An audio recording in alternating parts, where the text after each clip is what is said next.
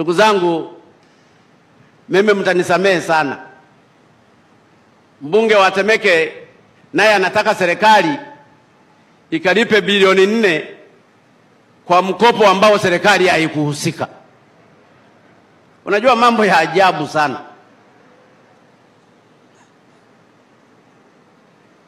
Ninyi manispaa mmekaa mkaenda kuzungumza na CRDB. Mazungumzo yale wala hayajulikani mlikuwa mnazungumza nini.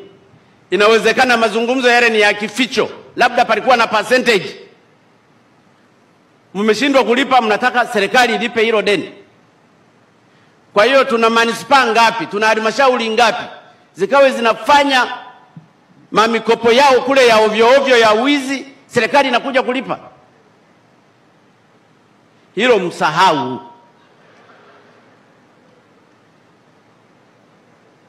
Nenye mtalibeba wenyewe. Kwani shule zote zilizojengwa Tanzania na watu wote waliojenga mahospitali walienda kukopa CRDB?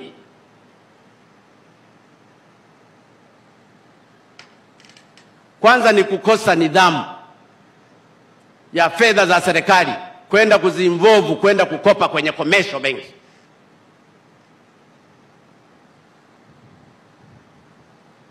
Halafu mnakwenda kulipia fidia.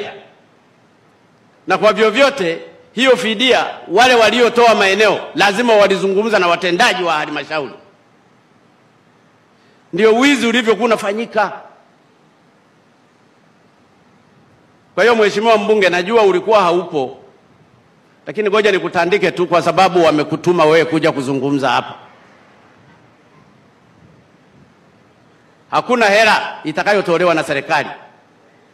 Sana sana serikali inaweza ikatuma wakaguzi na kuchunguza hizo fedha zilikuwa na corruption ni aina gani. Na kamanda wa TAKUKURU, naomba ufuatilie hilo. Wamenisaidia kujieleza hapa. Ili tujue hiyo hela nani alikwenda kunegotiate na CRDB. Je, maeneo hayo yalikuwa ya nani? Je, hizo fedha zilizolipwa kweli ndizo zilizokuwa zinastahili? Kama ni bilioni 10 na ngapi amesema? 12. Je, yale majengo yaliyojengwa yana thamani ya bilioni 12? Unaweza ukakopa ukalipa compensation bilioni 12, halafu kajenga majengo ya milioni 500. Yaani hapa mimi nimeshaona ufisadi mkubwa unaelea tu. Najua watakulaumu waliosema, lakini umefanya vizuri kujichongea hapa. Kwa hiyo hakuna hata senti 5 itakayotolewa. Hakuna. Kwa hiyo mtandikwe tu hayo madeni, shauri yenu. Tukienda kwa utaratibu wa namna hii hatutafika, ndugu zangu. Na haya ndiyo yalikuwa mazoea ya baadhi ya halmashauri kupanga mambo, lakini kumbe wanatengeneza percentage katika maeneo yao.